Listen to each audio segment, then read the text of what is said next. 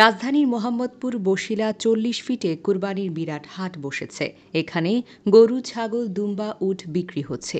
অন্যান্য বারের চাইতে এবারের হাটটি একেবারে ব্যতিক্রম। কোথা থেকে আসছেন? পাবনার সাথে আছেন না? গরু কতগুলো নিয়ে আসছেন? ৬৫টা। কটা গরু নিয়ে আসছেন? ১৩টা। হাট কমিটির লোকজন ভালো, কোনো প্রয়োজন হলে পরে আমাকে দেখতেছে, আছে খোঁজ দিতেছে, তারা ভালো। ৪০০ লোক আমাদের এখানেই করতেছে। তো আমরা আমাদের দেখেন জনগণের জন্য আমরা নিরাপত্তার সহিত আশেপাশে সবাই গরু কিনতে পারতেছে, যে তারা নিরাপত্তার সহিত বাড়িতে যাচ্ছে, এবং যে বিক্রেতা সে নিরাপত্তার সহিত তাদেরকে আমরা সম্পূর্ণ নিরাপত্তার কথা বলেছি, যে আপনাদের যে তো ধরনের নিরাপত্তা প্রয়োজন আমরা দেব।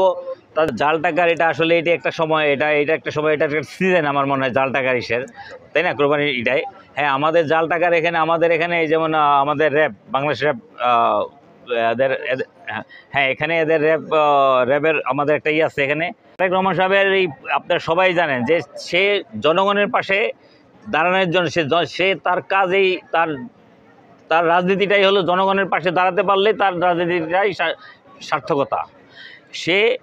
সেই কারণে আমরা আজকে এই যেমন এই হাটটা নিয়েছি, হাটটাও আমরা একটা হাটটা দিয়েও আমরা একটা জনগণের খেদমতে জনগণের সহযোগিতা করতেছি। আমাদের জামাল হোসেন 12-এর মাধ্যমে জানি আমরা এই হাটটি করতে পারি। আল্লাহর কাছে বারবার শুকরিয়া আদায় করি। আর এমনকি এই হাটটির ডিসিপ্লিনের ক্ষেত্রে জামাল হোসেন 12-এর নেতৃত্বে 34 নম্বর ওয়ার্ড বিএনপি সংগ্রামী সভাপতি অ্যাডভোকেট মাসুম খানের নেতৃত্বে আমাদের যেভাবে ডিসিপ্লিন সুন্দরভাবে সাজাই দিছে, আশা করি ঢাকা মহানগর উত্তরে একটি হাটেও এরকম ডিসিপ্লিন সাজাইতে পারে নাই। আমরা ইনশাল্লাহ জামাল হোসেন 12-এর মাধ্যমে আমাদের হাটের প্রতিটা সেক্টর তার নেতাকর্মীদের গুরুত্বপূর্ণ দায়িত্ব দিয়ে সকল ক্রেতা ভাইদের, সকল ব্যাপারী ভাইদের সুযোগ সুবিধার জন্যে প্রতিটা সেক্টরে সে আলাদা আলাদা দায়িত্ব দিয়েছে। ইতোমধ্যে যারা এই হাটে কুরবানির পশু নিয়ে এসেছে তারা সবাই বেশ আনন্দিত ও উৎসবমুখর পরিবেশের মধ্য দিয়ে তাদের কুরবানির পশু বিক্রি করছেন। যারা কুরবানির গরু ক্রয় করেছেন তারাও বেশ খোশ মেজাজে রয়েছেন।